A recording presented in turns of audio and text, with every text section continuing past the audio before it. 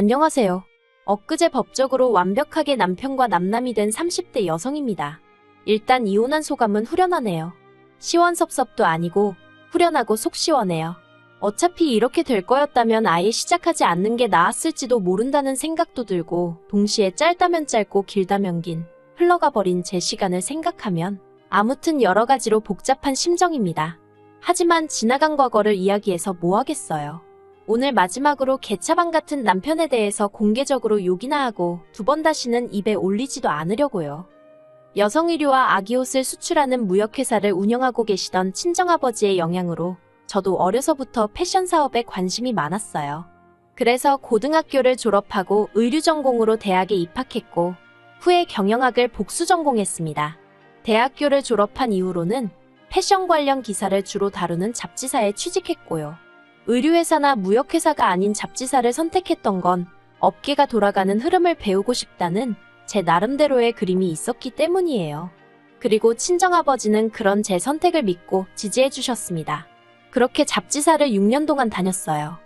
잡지사에서 일을 한다는 건 솔직하게 터놓고 말해서 돈은 안 되고 몸은 혹사를 당한다고 보시면 됩니다. 그 정도로 하루가, 아니 일주일이 한 달이 어떻게 흘러가는지 모를 만큼 숨막히게 바쁘게 살았어요. 그래도 미디어에 보여지는 화려한 생활들을 간접적으로나마 경험할 기회가 있었다는 것, 그리고 생각지도 못한 인맥? 예를 들어 연예인들이라던가 그런 인맥을 만들 수 있다는 게 즐거웠어요. 그래서 모든 일에는 잃는 게 있으면 얻는 것도 있다는 걸 그때 배웠다고 말할 수도 있겠네요. 그런데 30을 코앞에 둔 29살의 겨울, 저는 큰 교통사고를 당하고 말았습니다. 그날도 평소처럼 원래 다니던 길로 다니고 있었는데 웬 차량 한 대가 인도로 돌진을 해오면서 저를 받았거든요. 그러면서 제 골반뼈가 골절되었고, 저는 제 의사와는 상관없이 2달 내내 병원 신세를 지게 되었어요. 그런데 바쁜 시기에 다치면서 자리를 비우게 되니 상사가 눈치를 많이 주더라고요. 그래서 원래는 딱 2달 입원하고 퇴원하자마자 복귀하려고 했는데 자의반타의반으로 회사를 관두고 나와야 했습니다. 그때는 솔직히 억울한 마음도 있었어요. 그런데 돌이켜 생각해보면 덕분에 충분한 시간을 갖고 재활치료에 힘쓸 수 있었으니 나오길 정말 잘한 것 같네요. 이후로 저는 친정아버지의 권유에 따라 친정아버지의 회사에 입사했습니다. 아버지께서는 마침 사업을 확장하려던 시기였다며 이참에 일 한번 제대로 배워서 물려받아 보라고 하시더라고요. 그리고 저는 솔직히 사업을 물려받고 그런 욕심은 크게 없었어요. 하지만 적어도 남의 회사에서 힘든 몸으로 눈치까지 봐가며 일할 바엔 친정아버지 회사가 낫지 싶더라고요. 그래서 알겠다 했습니다. 그리고 병원 퇴원하고 얼마 지나지 않아 아버지 밑에 들어가 일을 배우기 시작했네요. 그리고 아버지 회사를 다닌 지 3년이 넘어갔을 무렵, 그때부터는 아버지 지인들 사이에서도 딸이 회사 물려받으려고 일을 배운다더라, 뭐 그런 이야기가 나오면서 여기저기서 선자리도 들어오고 그러더라고요. 그리고 아버지도 주변 친인척이나 지인분들 자제들이 결혼하여 손주도 보고 그러는 모습을 보셨는지 저한테 너는 언제 시집 갈 거냐며 농담처럼 잔소리를 하기 시작하셨지요. 솔직히 저는 결혼에 있어서는 제가 늦었다는 생각이 전혀 들지 않았는데 말이에요. 그러다 지금의 남편을 소개받게 되었습니다. 모처럼 전 직장을 같이 다니던 동료와 통화를 하게 되었는데 저보다 3살이 많은 언니였거든요. 언니가 먼저 집에서 시집 안 가냐고 스트레스를 준다며 하소연을 하대요. 그래서 제가 나도 친정아버지한테 어지간히 시달리고 있다고 하소연을 했어요. 그랬더니 언니가 그러면 내가 소개팅 해줄까 그러는 거예요. 제가 소개팅은 무슨 소개팅이냐 됐다 했습니다. 그런데 언니가 거절하지 말라면서 정말 괜찮은 사람이라고 그렇게 지금의 남편을 만나게 되었습니다. 남편의 첫인상은 사람이 참 수수하구나 이뿐이었어요. 사실 전 직장에서부터 시작해서 저도 또래 여자들과 마찬가지로 연애도 했었고 소개팅도 해봤는데 다들 대부분이 허세가 있고 진실된 사람들 같지 않았거든요. 너무 계산적인 사람도 있었고요. 그런데 남편은 사람이 순박하고 단순해 보였다고 할까요? 정말이지 그 점이 제 마음에 쏙 들었어요. 그래서 제가 먼저 사귀자고 했습니다. 프로포즈는 남편이 먼저 해왔지만요. 저희는 연애 1년 만에 부부의 연을 맺었고 이후로 한동안은 즐거운 신혼생활을 이어갔습니다. 하지만 남편이 예상치 못한 실직을 하면서 처음 결혼 생활에 위기가 찾아왔어요. 남편은 직원 수 5명 남짓의 여행사를 다니고 있었거든요. 그런데 사장이 하루아침에 허위 계약을 하고 받은 돈 전부를 챙겨서 해외로 날랐다대요.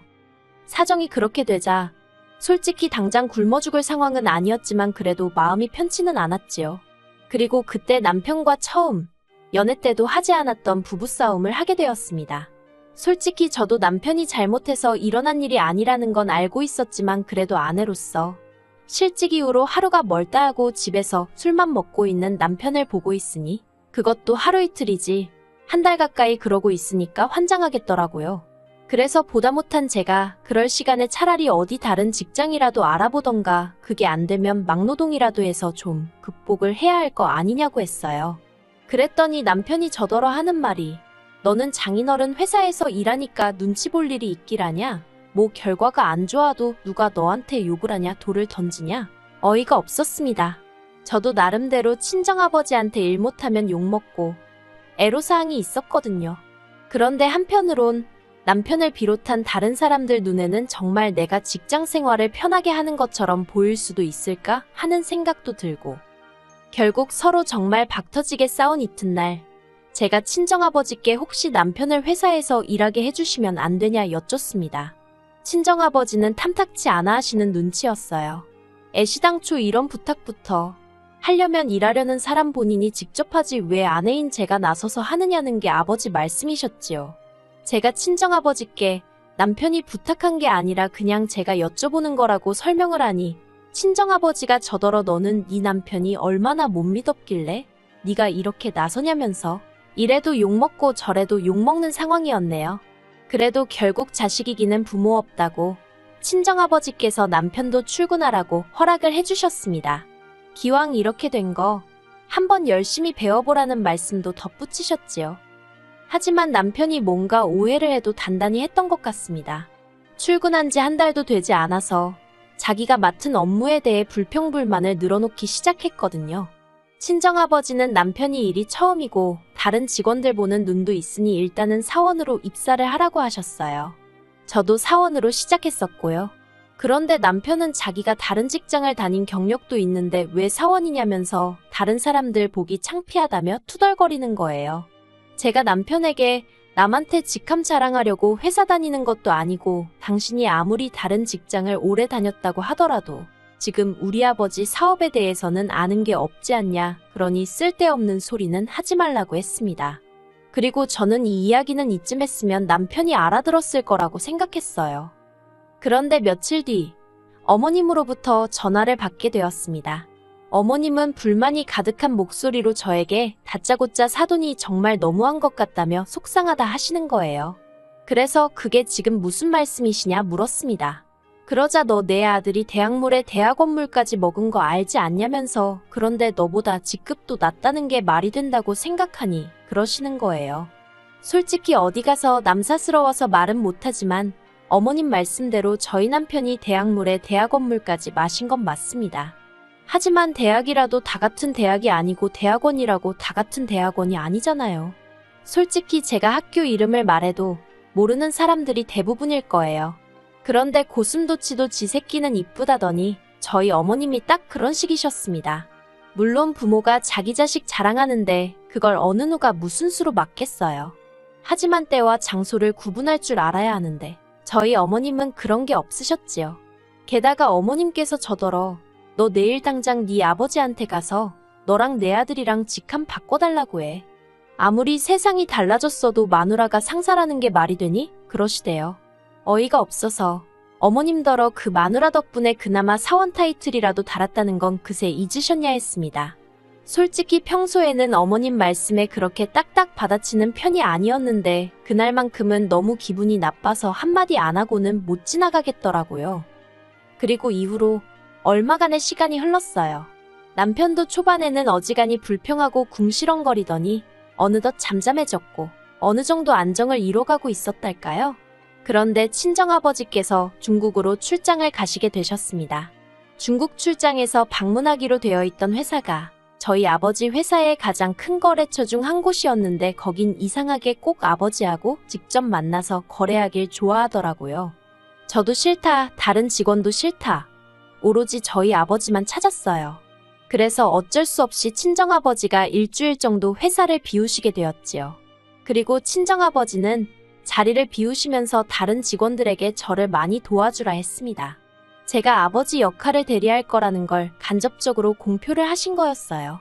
솔직히 제 입으로 말하긴 뭐하지만 직원들 전부 다 아버지랑 제 관계를 알고 있었고 그것과는 별개로 제가 일을 잘했거든요. 처음으로 일본에 있는 회사와 거래도 성사시켰고요. 그래서 언젠가부터 직원들 사이에서는 아버지가 은퇴하시면 제가 물려받는 걸로 소문이 나기 시작했지요. 그리고 남편도 이 소문을 들은 눈치기는 했어요. 왜냐하면 남편이 아니었으면 어머님 귀에 그런 소리가 들어갈 리가 없었을 테니까요.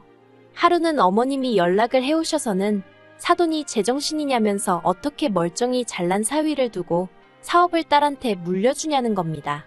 그러면서 사업은 똑똑한 남자가 해야 크는 법이라면서 듣는데 순간 무슨 말씀을 하시는 건가 싶어서 멍하더라고요. 그리고 그날도 결국 남편하고 대판 싸웠습니다. 도대체 어머님한테 무슨 얘길 어디까지 하고 다니는 거냐 했지요. 그러자 남편도 한다는 소리가 자기가 자기 엄마한테 못할 말이 뭐가 있냐면서 솔직히 자기가 머슴이냐면서 멀쩡한 사람 데려다가 말단이나 할 법한 일을 시킨다고. 정말이지. 친정아버지가 그 자리에 계신 건 아니었지만 듣고 있는데 너무 열받더라고요. 솔직히 제 남편이지만 소위 그 일머리라고 하지요? 그게 없었어요. 그러니 같이 일하는 직원들이 오죽하면 제 남편인 걸 알면서도 제 앞에서 같이 일하기 힘들다고 농담처럼 하소연을 해댔겠어요. 사람이 순박하고 순진해서 좋았는데 정말 달랑 그 두 개만 장점일 줄은 몰랐네요. 하지만 남편에게 제가 정말 실망하고 동시에 화가 났던 건 앞서 말씀드린 대로 친정아버지가 출장을 가시면서 일어난 일 때문이었습니다. 친정아버지가 회사를 비우기가 무섭게 남편이 3층짜리 건물을 오르내리면서 자기가 마치 모나된 것 마냥 직원들한테 인사도 했다가 잔소리도 했다가 아주 뒷짐지고 걸어다니는 게 어이가 없더라고요. 그리고 결정적으로 저희 회사에는 저희 아버지만큼이나 오래 근무하고 계신 상무님이 계시거든요. 그간의 세월 때문에 저에게는 삼촌 같은 분이시고 저희 아버지께는 형제 같은 분이시기도 하지요. 남편이 그분한테 가서 업무에 대해서 피드백을 주고 있는 게 아니겠어요. 어이가 없어서. 그래도 100번 양보해서 피드백 그래요. 좋은 의도로 줄 수 있다고 칠게요. 하지만 진짜 문제는 남편의 태도였습니다.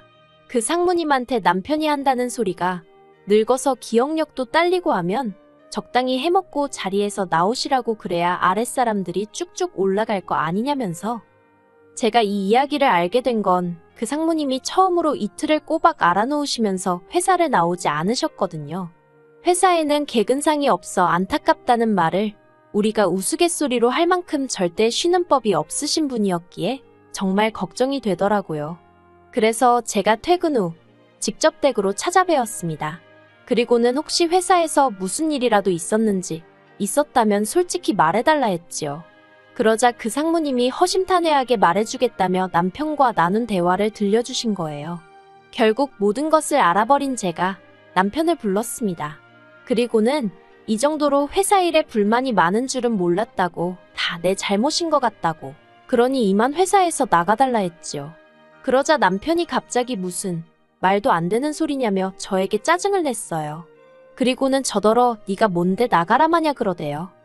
그렇게 친정아버지가 돌아오시는 날까지 둘이 팽팽하게 맞서며 나를 세우고 있었습니다. 그러다 친정아버지가 오시자 제가 생각해도 유치한데 저희 둘 다 서로의 잘못을 일러대느라 정신이 없었어요. 그리고 친정아버지도 남편이 그 상무님께 막말을 했다는 사실, 그거 하나만큼은 이해할 수가 없다면서 아무래도 당신이 잘못 생각한 것 같다며 빨리 직장을 구해서 나가라고 하시더라고요. 그때였습니다. 남편이 정말 다들 너무한다면서. 그리고는 저희 아버지더러 솔직히 아들도 없으시면서 사위한테 이러시면 나중에 험한 꼴 보신다 그러대요. 그 말을 듣곤 저희 아버지도 저도 둘 다 귀를 의심했습니다. 제가 먼저 남편더러 지금 말 다 했냐고 그랬더니 할 말이야 많은데 자기가 참는 거라면서. 그리고 그때 친정아버지가 남편더러 너 짐 싸라고 한마디 하셨습니다. 사실 저희 아버지가 사업을 하시다 보니 평소에는 어떻게든 감정 표현을 잘 안 하려고 노력을 하시는 편이세요. 하지만 사실 성격이 보통이 아니시랍니다. 그리고 다른 사람들도 그렇겠지만 저희 아버지도 지 주제 모르고 날뛰는 망둥어 같은 사람을 제일 싫어해요. 그런데 저는 어리석게도 제 남편이 그런 인간인 줄은 몰랐습니다. 왜냐하면 처음 소개받고 연애하고 결혼할 때까지 남편이 특별히 자기 목소리를 높이거나 한 적은 없었거든요. 그래서 제가 남편이 정말 수더분한 사람이라고 생각했던 거고요. 그런데 실은 자기 자신을 제외한 주변을 죄다 속으로 무시하느라고 말을 안 한 건 줄 누가 상상이나 했겠어요? 아무튼 친정아버지가 저에게 남편이 앞에 있는데 단도직입적으로 이런 자식이랑 계속 살 거냐고 물으셨습니다. 그리고 저는 안 살 거라고 했어요. 솔직히 친정어머니 없이 친정아버지가 혼자 사업하시면서 저까지 이만큼 키워주셨는데 사위라는 놈이 나중에 험한 꼴이 어쩌고 헛소리나 해대다니. 평생을 독수공방을 하면 했지.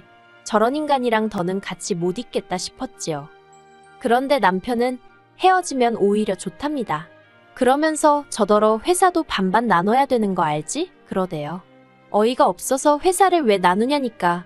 어차피 저희 친정아버지 돌아가시면 제가 물려받을 거고 그러면 반은 자기 거나 마찬가지라고요. 어이가 없어서 당신 혼자 타임머신 타고 다니냐고 이혼하면 그걸로 끝이라고. 내 건 내 거, 당신 건 당신 거. 알겠냐 했습니다.